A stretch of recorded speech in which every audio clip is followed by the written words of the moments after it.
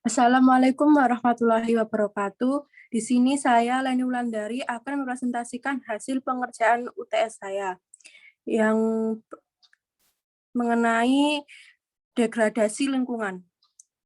Degradasi lingkungan hidup disebabkan oleh dua faktor utama, yaitu ada faktor alam dan juga faktor manusia. Faktor alam sendiri disebabkan karena faktor alam yang menyebabkan degradasi lingkungan tidak dapat diprediksi dan dihindarkan oleh manusia sepenuhnya. Degradasi lingkungan sendiri juga ditimbulkan oleh kegiatan manusia, mendorong terjadinya tanah longsor, banjir, pencemaran lingkungan, serta kecelakaan industri dan juga kimia. Pada degradasi lingkungan sangat mempengaruhi permasalahan lingkungan yang berada di Indonesia ini.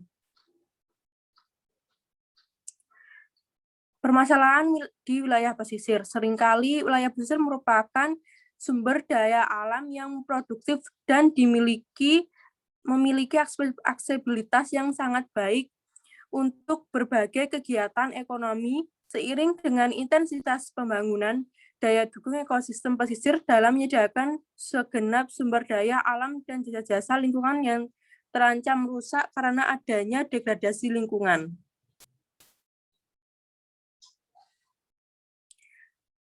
Permasalahan wilayah pesisir merupakan pemanfaatan sumber daya alam di wilayah pesisir tentunya tidak terlepas dari penggunaan jasa-jasa lingkungan. Isu pertumbuhan penduduk dan kebutuhannya yang selalu meningkat berbanding lurus dengan intensitas pembangunan tidak terkecuali pada wilayah pesisir.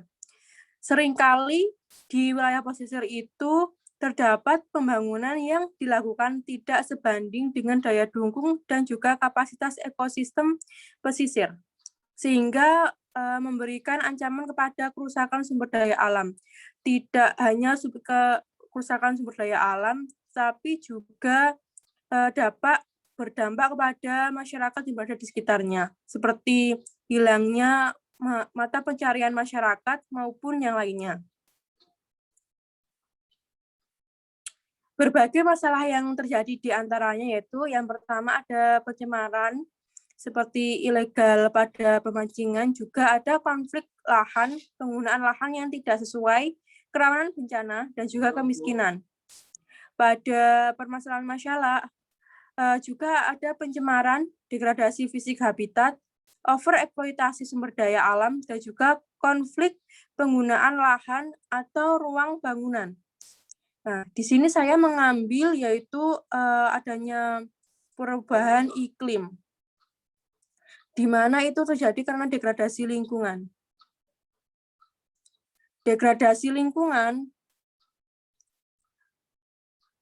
seperti degradasi atau penurunan kualitas lingkungan hidup yang sangat merugikan kehidupan masyarakat. Selain itu, degradasi lingkungan ini mengakibatkan berbagai banyak kerugian seperti kerusakan fisik, korban jiwa, timbulnya penyakit, perubahan iklim, dan juga kelaparan. Pada perubahan iklim sendiri, yaitu merupakan suatu gejala yang sering terjadi pada alam tanpa tahu kurun waktu baik secara alami maupun karena aktivitas manusia. Perubahan iklim ini juga termasuk dalam kategori degradasi lingkungan. Perubahan iklim merupakan fenomena yang cenderung tidak dapat dihindari dan juga memiliki dampak yang ditimbulkan pun juga cukup ekstrim, seperti penggeseran musim maupun bencana alam. Pada kondisi lingkungannya sendiri, perubahan iklim hidup ini merupakan sangat berdampak terhadap kualitas air laut, kualitas air, tanah, kualitas udara dengan kondisi ekosistem. Nah, karena adanya perubahan iklim ini akan mengakibatkan beberapa ekosistem menjadi terganggu.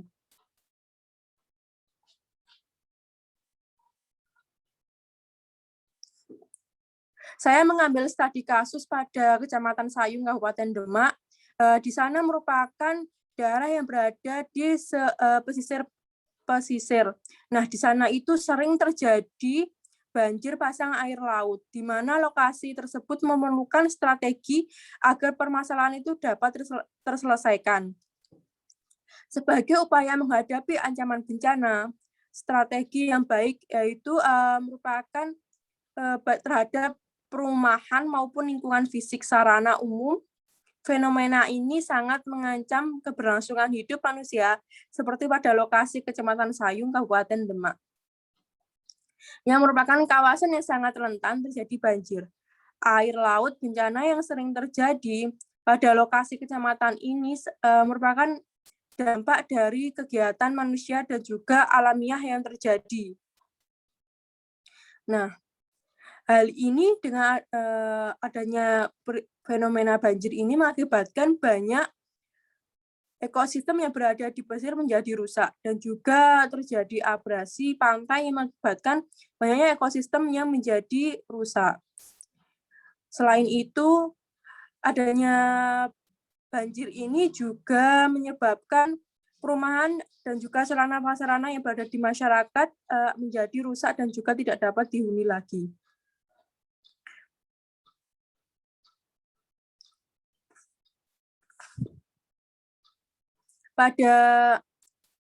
Dari kasus tersebut, keberadaan ekosistem sudah semakin terancam, di mana karena keadaan degradasi lingkungan ini mengakibatkan banyak permasalahan pada masyarakat seperti banjir. Hal ini sangat merugikan masyarakat termasuk di wilayah lingkungan pesisir, dan dari adanya bencana banjir ini menyebabkan abrasi pantai dan banyak ekosistem yang besar dapat mengakibatkan adanya gelombang laut yang menyebabkan patahan pada terumbu karang. Nah, terumbu karang sehingga menjadi mati. Karang yang mati karena masa ketuaannya akan muncul tunas baru pada sisi tubuh karang dengan munculnya tunas baru. Namun hal itu memerlukan waktu yang sangat panjang. Bagaimana strategi masyarakat dalam pengelolaan pesisir untuk mengatasi dampak degradasi lingkungan yang terjadi karena adanya perubahan iklim yang menyebabkan banjir pasang air laut?